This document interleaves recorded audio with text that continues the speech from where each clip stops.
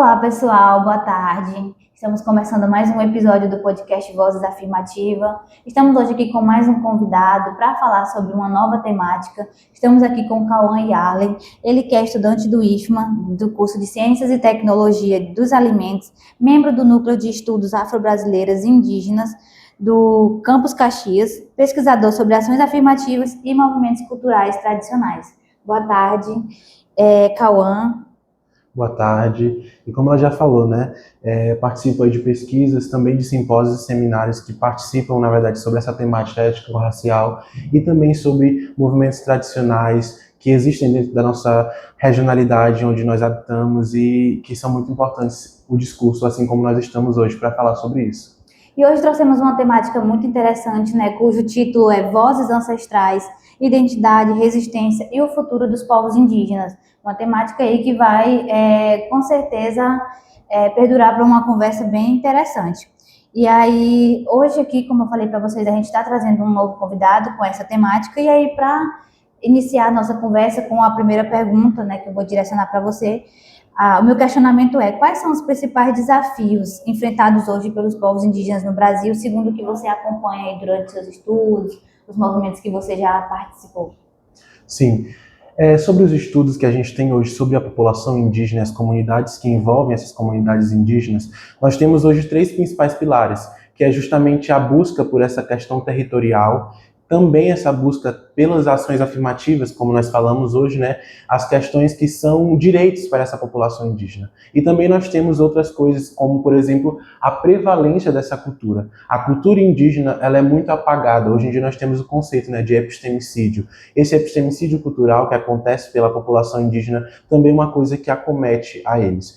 E esses 3 pilares, eles muitas vezes são negligenciados, tanto pelo Estado como pela população, e assim como nós vamos falar hoje também, justamente, algumas vezes são negligenciados pela saúde, que são disponibilizados, na verdade, de forma gratuita, como, por exemplo, no Sistema Único de Saúde, no SUS.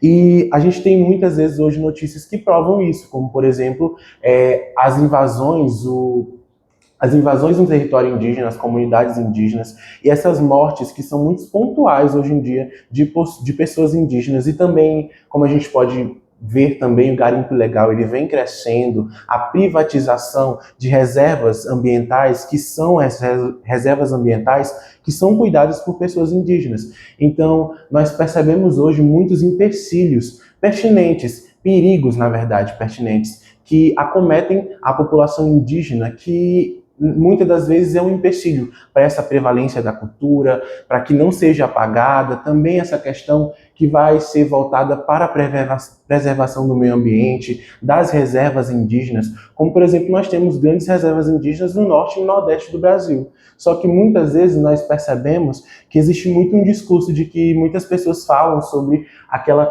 questão da pessoa indígena estereotipada. Hoje em dia nós temos o termo pejorativo que não é mais utilizado, que é aquele termo índio, que muitas vezes foi aculturalizado pela questão do eurocentrismo. Então essa questão que vem acometendo, essa aculturalização das pessoas indígenas, vem deixando de lado, até hoje em dia, muitas coisas que são localizadas dentro desses povoados indígenas, como, por exemplo, sua cultura, a comida, as suas práticas religiosas, que muitas vezes também são deixadas à mercê. E isso causa esse esquecimento. E isso, quando nós falamos sobre esse esquecimento, nós falamos sobre também deixar morrer a história do Brasil.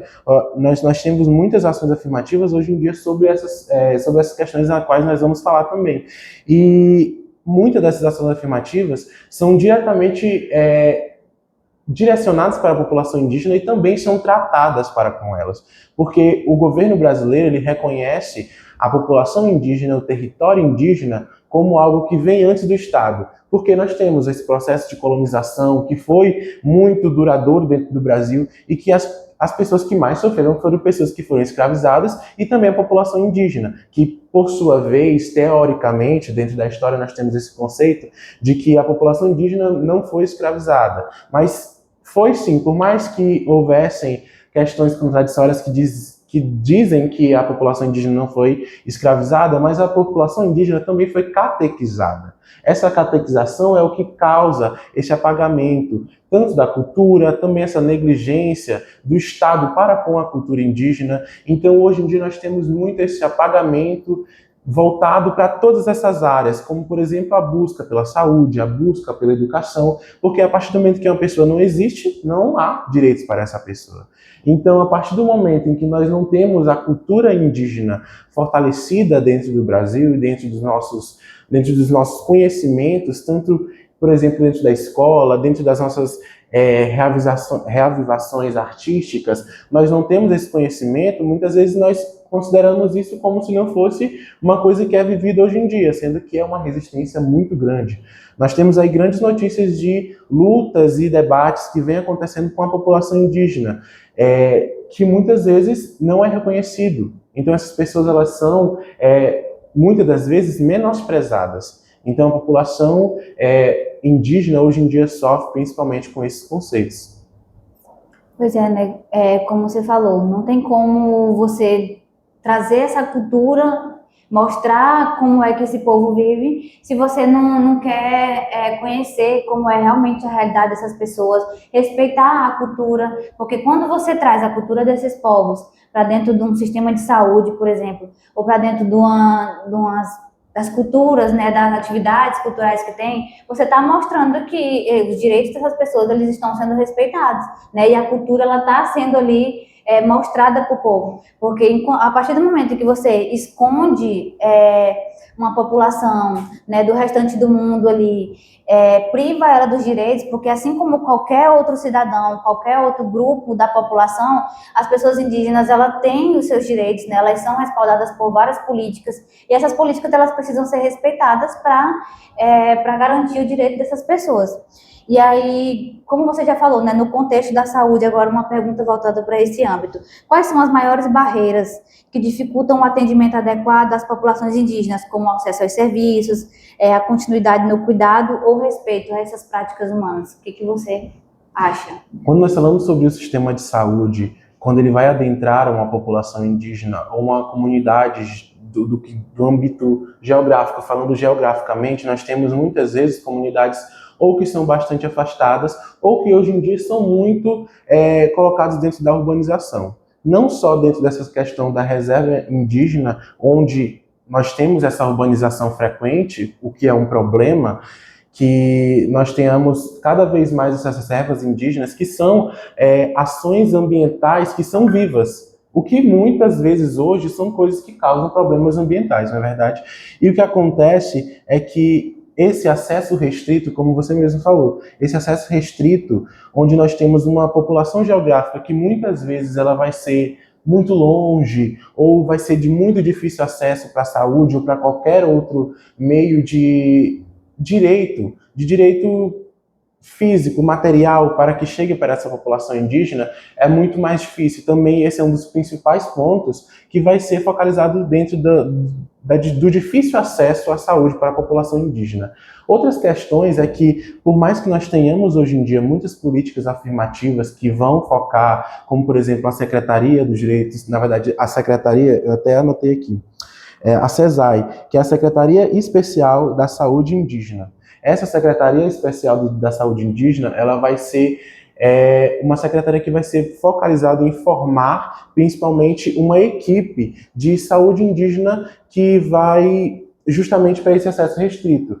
Por sua vez, nós temos muitos médicos ou as pessoas que trabalham dentro da saúde que são pessoas indígenas, que realmente estudam sobre isso e estudam para pessoas indígenas. Porque é muito importante, porque isso vai se tornar um gargalo muito pertinente para que essa população indígena ela tenha esse acesso à saúde. Porque quando nós não temos um conhecimento específico sobre o que era uma comunidade indígena, uma população indígena, sobre os seus conhecimentos tradicionais, sobre as suas culturalidades, sobre as questões que acometem realmente, nós não temos uma saúde que é acessível. Nós não temos uma saúde que vai ser justamente disponível para essa população indígena. Porque se eu não conheço nada sobre a população indígena, e hoje nós sabemos que muitas das coisas que nós temos na saúde, elas, por sua vez, nós temos algumas coisas que são consideradas, na verdade, medicina tradicional. O que é uma medicina tradicional? É a medicina que vai estar ali envolvida com os conhecimentos que são regionais. Então, por exemplo, aquela avó que falava várias coisas que a gente acreditava e realmente, em algum momento, curava. Então, essa medicina tradicional, ela vai ser algo que vai ser muito pertinente dentro da saúde indígena. E quando nós não acometemos isso, não reconhecemos essa saúde tradicional, dentro da saúde que nós conhecemos aqui na saúde da cidade, ou alguns lugares vai falar, como por exemplo a saúde ocidental, que é a que nós temos hoje, com esse avanço tecnológico que nós temos muito dentro da medicina, vai ser algo que por muitas vezes vai ser desvalorizar a cultura, o que eu já havia falado. Então esse apagamento cultural é algo que muitas vezes torna esse acesso escasso, porque existem muitos conceitos dentro, por exemplo, da morte. Para a morte para a pessoa indígena é algo que é literalmente dentro de uma questão cultural. Para alguns pensadores vão falar que a morte para a população indígena vai ser justamente a morte daquela pessoa mais velha. É como se uma biblioteca inteira tivesse desmoronando, porque é justamente o conhecimento, um saber que vai estar ali localizado dentro daquela população indígena e vai ser uma fonte de saber. E quando a saúde não entende isso, quando nós não temos especialistas em saúde, não especialistas, não vou falar especialistas em saúde indígena, mas pessoas que são preparadas para essa não negligência, para que eles entendam realmente a cultura que acomete a saúde indígena, nós temos um difícil acesso também.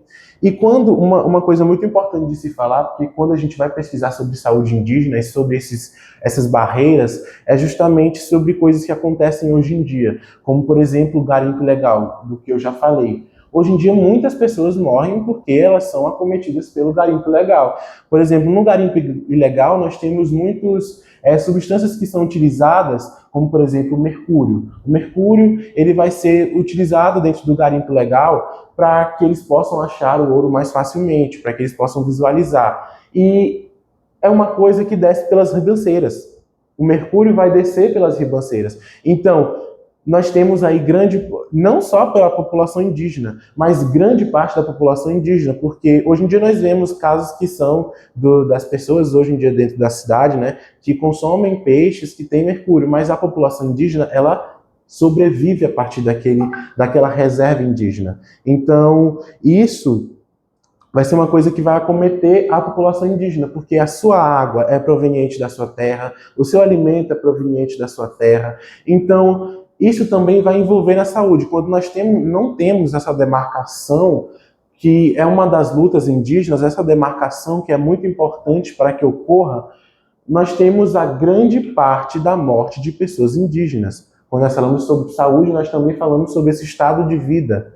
Um momento onde as pessoas indígenas vão nascer, vão viver e vão morrer. Então a morte também está envolvida. Então a saúde está envolvida dentro desses muitos quesitos. Esses empecilhos estão pertinentes na população indígena hoje em dia.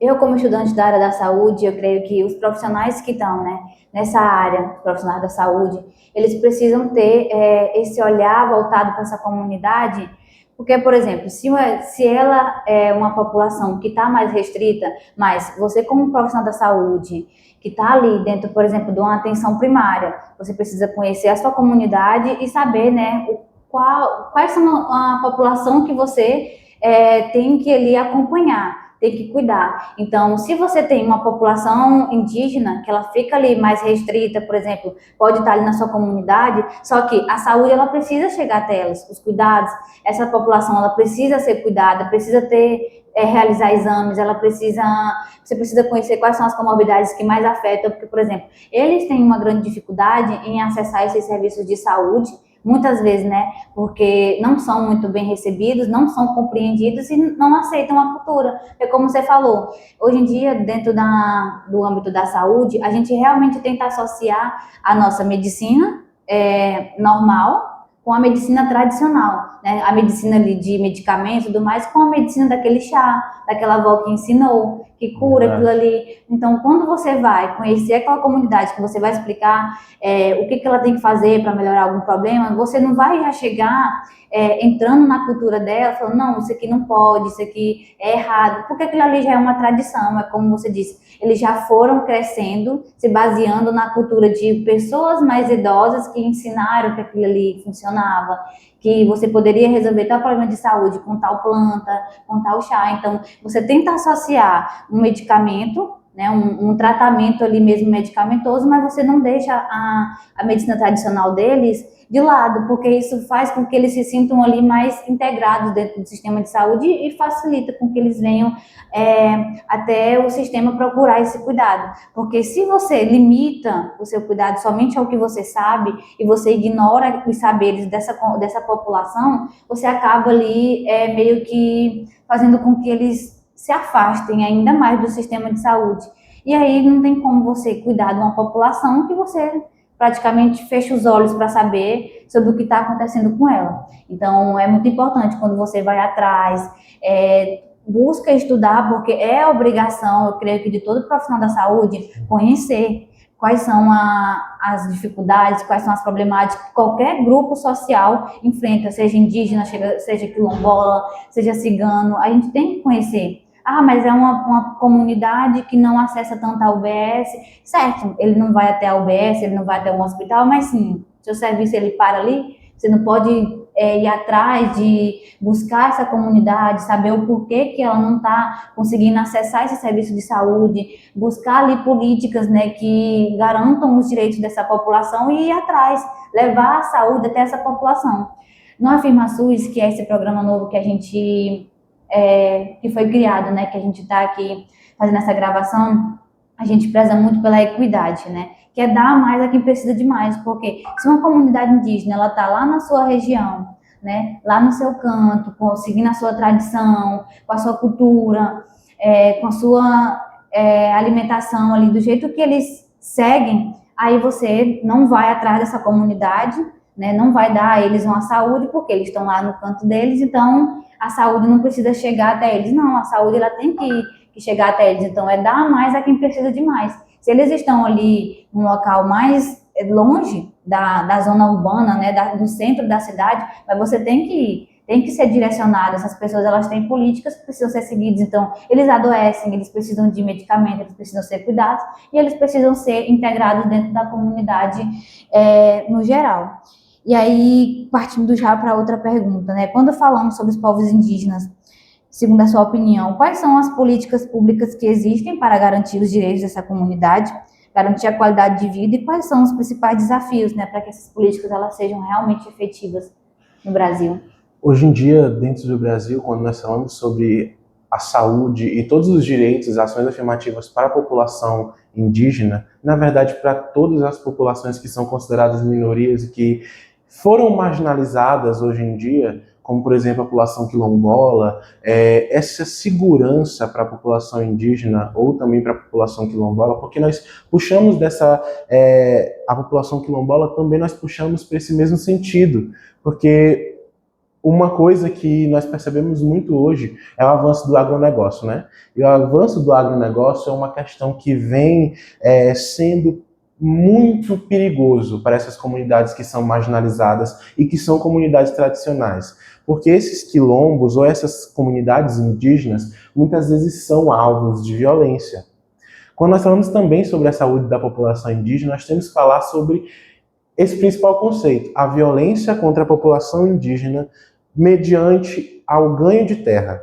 Porque e quando nós não temos ações afirmativas para isso, nós temos as ações afirmativas, como por exemplo, que vão justamente para demarcação de terra ou para destinar uma organização fundiária para que essa população indígena ela permaneça com as suas terras, que por a população indígena são muitas vezes preservadas. Hoje em dia nós temos muitas reservas indígenas que só são preservadas até hoje em dia porque existe um local de pessoas que cuidam da terra porque sobrevivem dela. Então há uma questão de uma de uma subsistência que é cíclica. Então nós temos esse principal conceito das populações indígenas, da qual elas vão precisar daquela terra, então eu preciso cuidar daquela terra.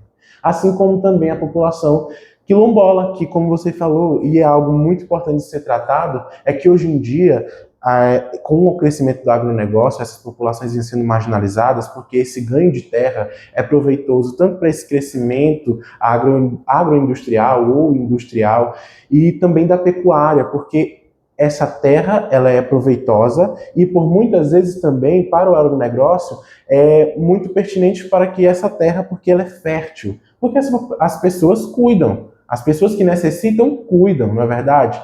Então, quando as pessoas elas vão buscar cada vez mais e não conseguem, porque é um sentido de resistência, nós temos uma grande violência para contra pessoas indígenas e quilombolas, como nós podemos perceber. Falando sobre um caso que aconteceu em Bacabal, agora sobre um ataque químico dentro de um quilombo, onde as pessoas estavam, as pessoas que estão ali na liderança do agronegócio estavam jogando veneno através de drone nessas comunidades quilombolas, para que as pessoas ou morressem ou suas plantações elas fossem extinguidas e elas pudessem sair daquela terra. Nós temos aí, como por exemplo, muitos líderes quilombolas que são mortos porque resistem. Porque hoje em dia nós temos essa falta de ações afirmativas não só dentro de comunidades indígenas, mas também dentro de comunidades quilombolas. Existe um líder, porque aqui em Caxias nós não temos muita prevalência das comunidades indígenas, porque foram praticamente totalmente extinguidas. Mas nós temos muitos vizinhos aqui que são, como por exemplo Barra do Corda, que tem uma grande população indígena, uma grande terra indígena. E o que acontece é que, falando mais proximamente onde nós temos muitos quilombos aqui dentro, é justamente sobre o seu Emanuel, que é um dos líderes de quilombos daqui de Caxias. E ele fala justamente que nós precisamos de ações afirmativas, porque os jovens não querem mais participar do movimento. Porque não há ações afirmativas para eles, para que eles possam continuar dentro dos quilombos ou dentro das comunidades indígenas. E com isso, o movimento vai se extinguindo, a resistência vai acabando e essas terras elas vão ser cedidas de bandeja. Porque os que resistem, que são os mais velhos, que têm muitas vezes doenças acometidas ou dificuldades para se expressar, e eles vêm morrendo e muitas vezes a gente vai deixando o movimento de lado.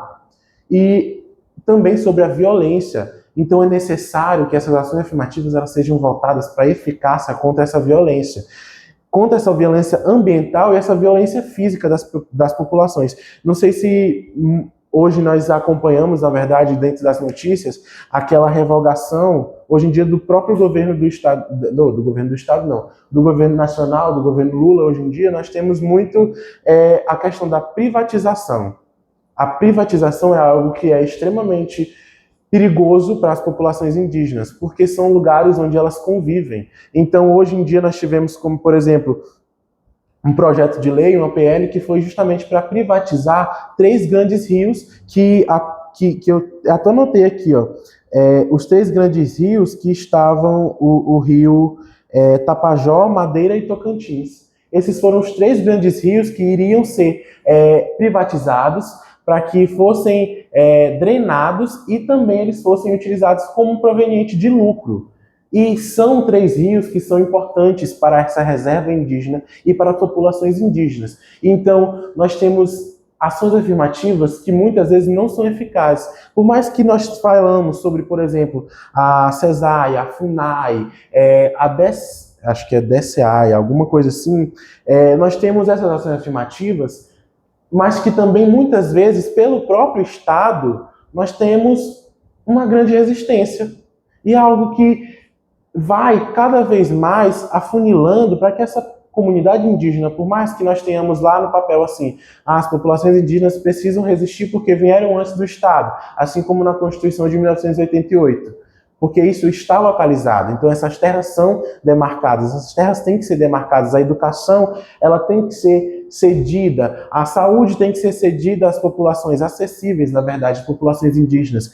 Mas se não há uma eficácia para essas ações afirmativas e o governo mesmo ele está cada vez mais afunilando essas populações, nós não temos nenhum tipo de vantagem para essa população indígena. E não só essa lei, que é a lei que estava para ser assinada, na verdade foi assinada para ir para aprovação, que de forma ilegal pelo presidente, que é a Lei 2.800 de 2025, e foi revogada nesse ano. Por quê? Porque grande parte das populações indígenas femininas, importante de dizer que as mulheres indígenas, elas são as que estão mais à frente dessa luta pelas próprias terras, e essa força de resistência da população indígena para que essa lei fosse revogada foi um dos principais meios para que nós possamos hoje ter essa lei anulada. Então, nós não vamos ter até agora essa privatização. Mas o governo vem tentando cada vez mais afunilar essas ações afirmativas. Como, por exemplo, nós temos as ações afirmativas que são essenciais para a educação. Na verdade, um direito que é um direito para a educação indígena, que é uma educação presencial e vem sendo uma educação, tem que ser uma educação bilíngue, mediante a lei, que é justamente para se aprender a língua nativa e a língua portuguesa, perdão, a língua brasileira. O que acontece é que hoje em dia nós não temos essa eficácia, como eu anotei aqui também outro dado sobre a educação, que fala justamente que nós só temos registradas, hoje em dia, 3.572 escolas indígenas. Quanta população indígena nós não temos no Brasil? E outros dados vão falar justamente sobre que 15,5% dessas escolas que são movimentadas dentro da comunidade indígena, somente 15,5% fornecem ensino médio. Isso é uma ação afirmativa. Só que são ações afirmativas que não são eficazes para a população indígena. Só que já não basta não ser eficaz. O governo ele vai afunilar cada vez mais. Nós tínhamos uma lei, que é a Lei 10.820 de 2024. Essa lei visava que o ensino de populações indígenas fosse pela educação à distância. Agora imagine, se nós temos aí poucas populações, poucas crianças e idosos também, que têm o acesso à educação e já é escasso, imagine se fosse EAD. Nós temos outro dado que vai falar justamente sobre que apenas 30% das escolas indígenas possuem energia elétrica e 75% não têm acesso à internet. Como é que essa educação EAD ia funcionar dentro das comunidades indígenas?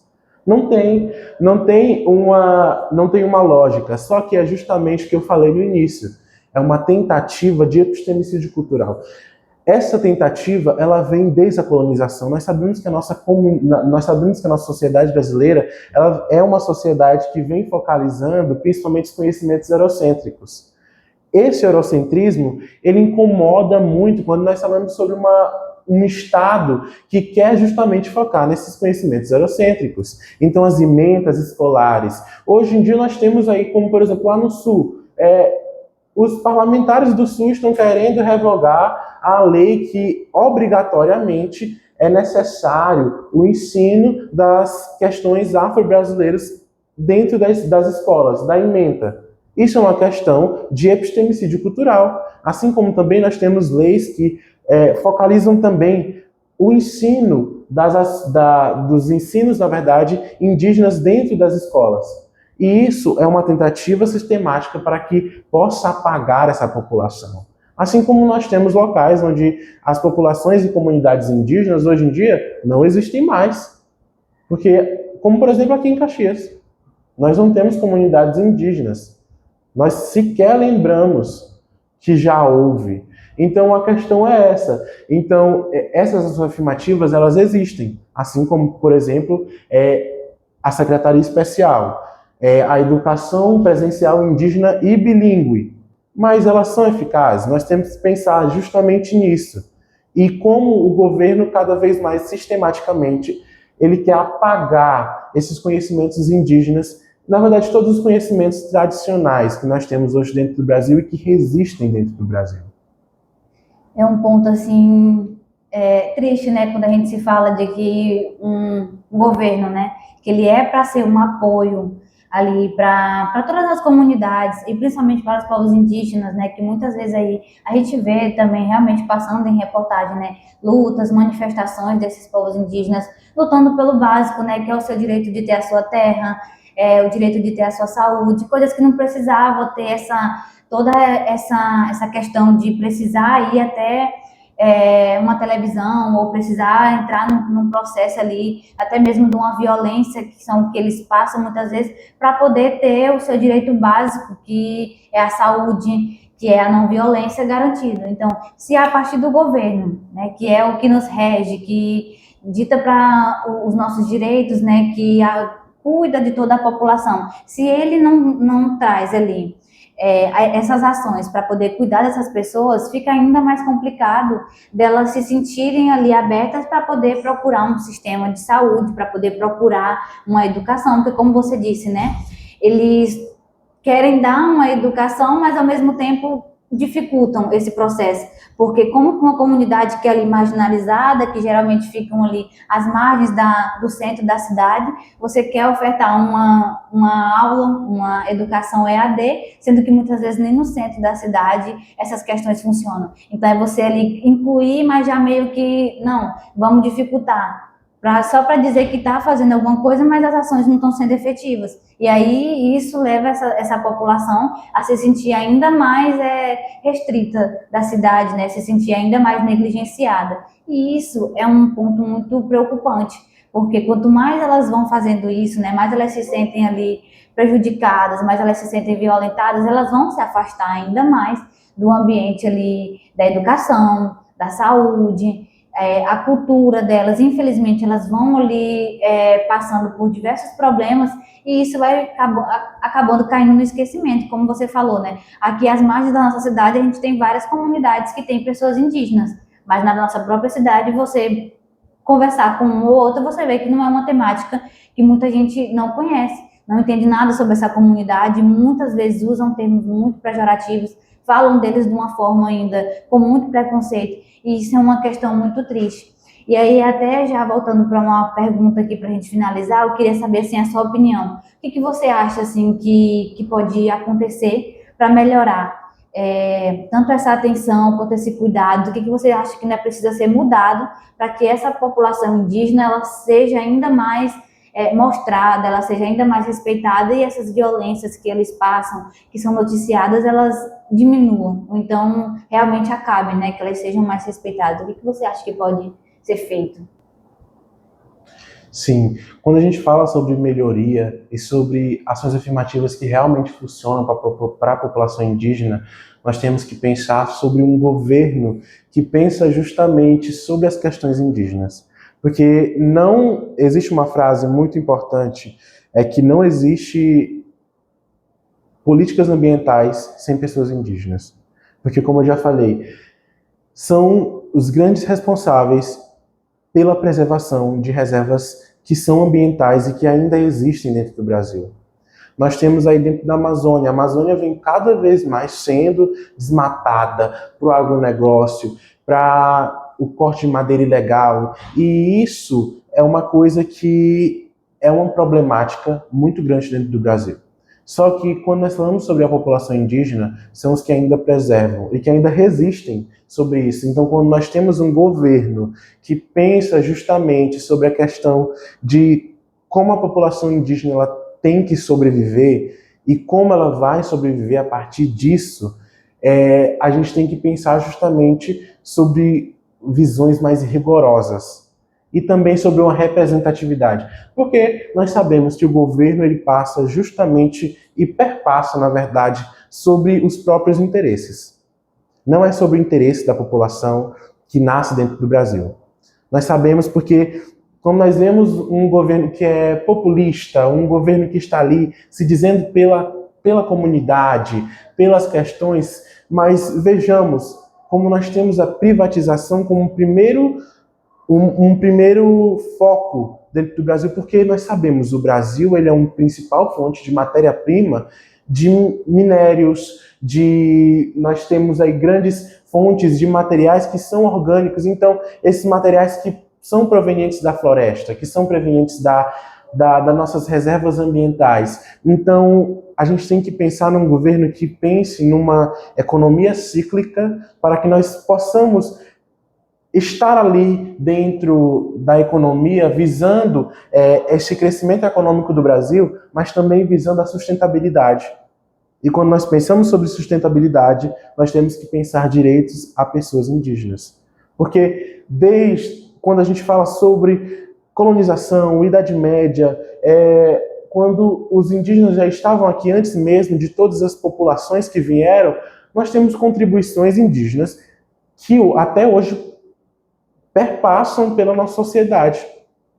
São pesquisas que falam. E como nós falamos aqui, são contribuições indígenas que passam dentro da medicina, que hoje é considerada ocidental. Tem um artigo muito bom, que eu posso até mandar depois, para ver se pode aparecer no vídeo, né? Que é justamente sobre a questão de como os indígenas eles influenciaram na medicina, que era hoje em dia a medicina ocidental, a partir da sua convivência com os jesuítas, que são aqueles que vieram para catequizar, que vieram ali para demonstrar o Deus teocêntrico da Igreja Católica. Então nós tínhamos ali os jesuítas da Companhia do Bom Jesus, que é justamente sobre o que fala a pesquisa, que eles vieram para catequizar e eles conheceram muitos ensinamentos sobre saúde. Então, como a população indígena ela está dentro dos conhecimentos que vão ainda perpetuar dentro da nossa.